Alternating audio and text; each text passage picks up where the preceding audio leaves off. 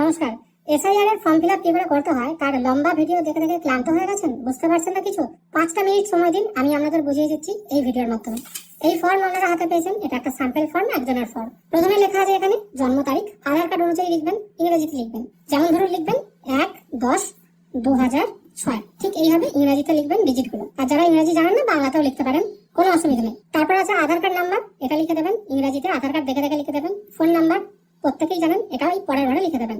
তারপর আছে পিতার নাম, সবাই পিতার নাম লিখবেন, বিবাহিত মহিলা হন অবিবাহিত হন সবাই তার পিতার নামটা এঘরে লিখে দেবেন। তারপর আছে পিতার এপিক কার্ড নাম্বার, যদি আপনার পিতা জীবিত থাকেন তার যদি ভোটার কার্ড থাকে এপিক কার্ড নাম্বারটা এঘরে লিখে দেবেন, যদি মারা গিয়ে থাকেন এপিক কার্ড নাম্বার লেখার দরকার নেই।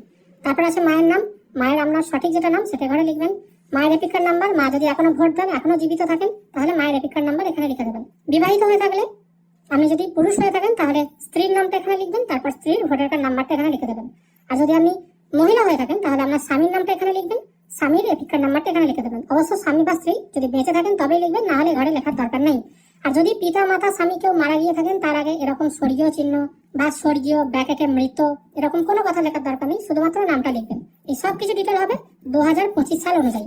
এখন যেটা আছে, অনেকে বলতে পারেন আমার পিতার ডকুমেন্টসে পিতার নাম অমুক কুমার এই আছে, আমার ডকুমেন্টসে কুমারটা নেই, তাহলে কি লিখবো? আপনার ডকুমেন্টসে আপনার পিতার নাম, আপনার মায়ের নাম, আপনার স্বামীর নাম যেটা আছে সেটাই এখানে 2025 সাল অনুযায়ী লিখবেন। মনে রাখবেন এই সমস্ত ডিটেল কিন্তু নতুন ভোটার কার্ডে বা এসআইআর এর পর যে ড্রাফট রোল বেরোবে ওখানে কিন্তু আপডেট হবে না। চলে আসছে এই অংশে, যাদের 2002 এর নাম আছে তারা কি করবে? যাদের 2002 এর নাম আছে তারা এরকম 2002 এর লিস্টটা ডাউনলোড করবে। ধরা যাক এই যে ফর্মটা আছে, এই ফর্মের উল্লিখিত ব্যক্তির নাম হচ্ছে সুকুমার, ঠিক আছে? এই সুকুমারটা আমি দাগ দিয়ে দিলাম। এবার কি করবেন? 2002 অনুযায়ী জাস্ট এখানে কপি পেস্ট করবেন। কিরকম?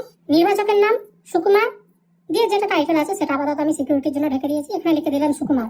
এপিক নাম্বার যদি থাকে এখানে দেখবেন এপিক নাম্বার কোথায় আছে, এটা এপিক নাম্বার। এই এপিক নাম্বারটা এই পরের ঘরে বসিয়ে দেবেন।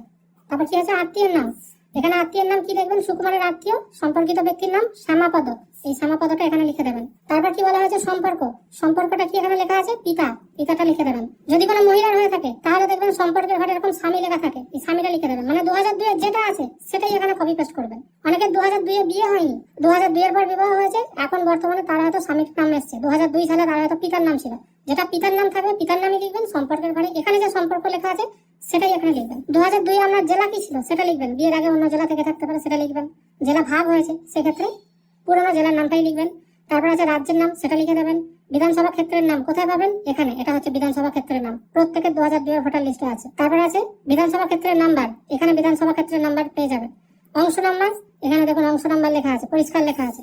ক্রমিক সংখ্যা, যেটা আপনার নাম আছে 2002 তার পাশেই যেটা লেখা আছে সেটাই হচ্ছে ক্রমিক সংখ্যা, সেটা এখানে এই ক্রমিক সংখ্যার ঘরে লিখে দেবেন, এখানে নয় এখানে লিখে দেবেন। আর যাদের নাম 2002 এর লিস্টে নেই তার বাবা কিংবা মায়ের আছে, তিনি 2002 এর লিস্ট খুঁজবেন, দেখা গেল তার মায়ের নাম হয়তো এইটা রেখা রানী, ঠিক আছে? মায়ের নাম খুঁজলেন, ব্যাস এইটুকুই যথেষ্ট, দেখে দেখে লিখে দেবেন রেখা রানী, এখানে লিখে দিলেন রেখা রানী। রেখা রানীর এপিক নাম্বার কত এখানে দেখবেন, রেখা রানীর এপিক নাম্বার কত সেটা এখানে বসিয়ে দিলেন। আপনি আপনার মায়ের ধরে করছেন। তারপর সম্পর্কের নাম, আপনার মায়ের সম্পর্ক সেই সময় কি ছিল 2002 সালে? অসিত কুমার, এই অসিত কুমারের নাম বসিয়ে দিলেন। সম্পর্ক কি এখানে বসিয়ে দিলেন স্বামী, এই স্বামী বসে গেল। জেলা কি? জেলা দেখবেন কোন জেলায় আপনার মা সেই সময় ছিল সেটা দেখবেন। রাজ্যের নাম লিখবেন, বিধানসভা ক্ষেত্রের নাম ওই একই রকম, এটা বসিয়ে দেবেন। বিধানসভা ক্ষেত্র, বিধানসভা ক্ষেত্রের পাশেই থাকে বিধানসভা ক্ষেত্রের নাম্বার, সেটা এখানে বসিয়ে দিলেন। অংশ নাম্বার এখানে পেয়ে যাবেন। আর আছে ক্রমিক সংখ্যা, ক্রমিক সংখ্যা পেয়ে যাবেন, যার নাম ধরে আপনি করছেন তার পাশেই এখানে ক্রমিক সংখ্যা আছে, দিয়ে এখানে আমরা সই করে জমা দিয়ে দেবেন। কোনো ঝামেলা নেই, মাত্র 5 মিনিট সময় দিলাম, 5 মিনিটের মধ্যে আশা করি আপনাদেরকে বুঝিয়ে দিলাম এই এসআইআর এর ফর্ম কি করে ফিল আপ করতে হয়। এই অংশটা আর এই অংশটা 2002 অনুসারে যাদের আছে নাম এবং যাদের নেই তাদের বাবা মায়ের ধরে করবে। ডাইরেক্ট এই ফর্ম থেকে কপি পেস্ট করবেন, সম্পর্ক, নাম, এপিক কার্ড নাম্বার, অংশ নাম্বার সবকিছু কপি পেস্ট হয়ে যাবে এখানে। আর এখানটা বর্তমানে 2025 অনুযায়ী হবে। আশা করি এত ছোট সময়ে আর কেউ বোঝাতে পারবে না। ধন্যবাদ।